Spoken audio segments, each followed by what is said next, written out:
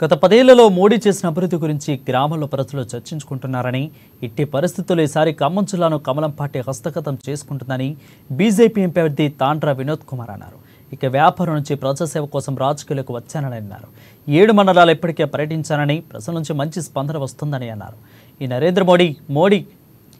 నరేంద్ర మోడీకి రామరాజ్యం కోసం ఓటు వేస్తామని ప్రజలు అంటున్నట్లు ఆయన తెలిపారు.